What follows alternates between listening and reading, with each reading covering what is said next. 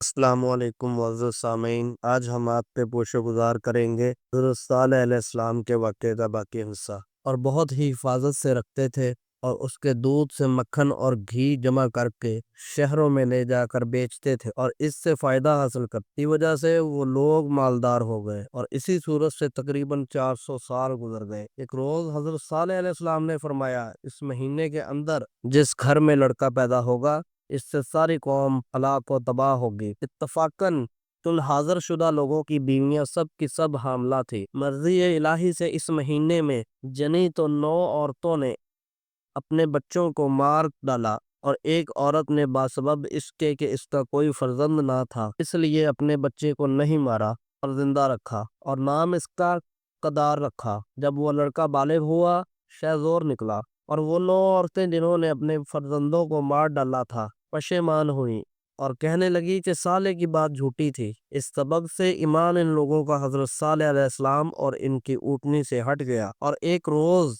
قدار اور ایک شخص جس کا نام مصدع تھا اس کے ساتھ مل کر ہر قبیلے سے ایک ایک شخص نے باہم متفق ہو کر خوب شراب پی اور اونٹنی کے مار ڈالنے کی اصلاح کی، اور یہ کہہ کر کہ یہ پانی پینے کے لیے جب کنویں کے کنارے پر جائے گی تو ہم لوگ اس کو اسی وقت مار ڈالیں گے۔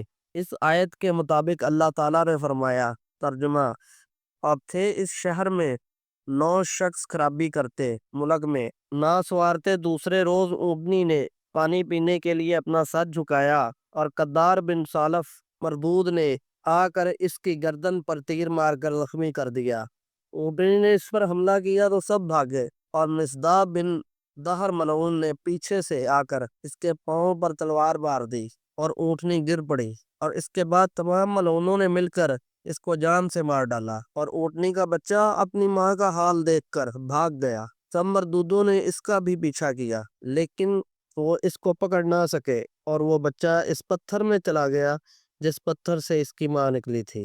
سعید بن مسیب رحمۃ اللہ علیہ روایت کرتے ہیں کہ قوم صالح علیہ السلام کی شراب نہ پیتی تو ہرگز اونٹنی کو نہ مارتی، اور یہ گناہ کبیرہ محض شراب پینے کی وجہ سے ہوا ہے۔ اور ایک حدیث میں آیا ہے، ترجمہ: یعنی شراب تمام برائیوں کی ماں ہے۔ تفسیر میں لکھا ہے کہ ایک عورت بدکار کے گھر گائے، اونٹ، بکری وغیرہ بہت تھے، اور چارے اور پانی وغیرہ کی تکلیف سے اپنے یار کو سکھایا کہ جاؤ اور اونٹنی کے پاؤں کاٹ ڈالو۔ چنانچہ اس نے ویسا ہی کیا، اور اس واقعہ کے 3 دن بعد ان پر دردناک عذاب آیا۔ حضرت صالح علیہ السلام کو خبر دی اور ان سے کہا گیا، اس قوم سے کہہ دو، ترجمہ: پھر اس کے پاؤں کاٹ ڈالے۔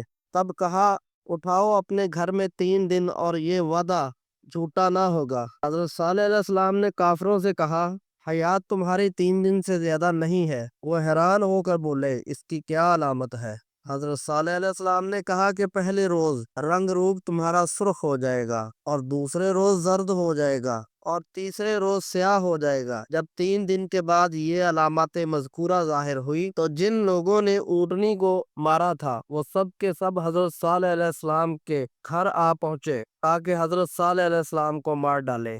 تب اس وقت ان پر غضب الہی ہوا، اور حضرت جبرائیل علیہ السلام نے آ کر ان کے گھروں کی تمام دیواریں ہلا دی، اور وہ تمام کافر اپنے مکانوں سے نکل بھاگے۔ اس وقت حضرت جبرائیل علیہ السلام نے ایسی چیخ ماری کہ ایک ہی آواز سے سب کے سب خاک میں مل گئے۔ اور حضرت ابن عباس نے روایت کیا ہے کہ ان 7 قبیلوں نے حضرت صالح علیہ السلام سے پوچھا کہ کس طرح ہم لوگ ہلاک ہوں گے؟ آپ نے فرمایا کہ ایک ہی آواز سے، حضرت جبرائیل علیہ السلام کی، اور تم سب خاک میں مل جاؤ گے۔ یہ سن کر اسی وقت اس قوم نے ایک کنواں بہت بڑا کھودا اور بیوی بچوں کو اس میں رکھ دیا، اور ان کے کانوں کے واسطے روئی کافی تعداد میں دے دی، اور اس روئی کو ان کے سروں پر بھی اچھی طرح رکھ دیا تاکہ آواز کانوں تک نہ پہنچے، کیونکہ جب آواز کانوں تک نہ پہنچے گی تو عذاب سے نجات مل جائے گی۔ یہ تدبیر کر کے خود بھی اس کے اندر جا رہے، بعد اس کے اسی فرشتہ نے وہاں جا کر ایک ہی آواز سے 7 قبیلوں کو ان نار سکر کر دیا۔ چنانچہ اللہ تعالیٰ نے فرمایا، ہم نے بھیجی ان پر ایک چنگاڑ، پھر رہ جیسے روئی دھنی ہوئی گالے کی مانند، اور کچھ بھی نام و نشان ان کا زمین پر باقی نہ رہا۔ بعد حضرت صالح علیہ السلام ملک شام میں چلے گئے، جس کو آج کل شہر ستانہ کہتے ہیں، وہاں جا کر سکونت اختیار کی۔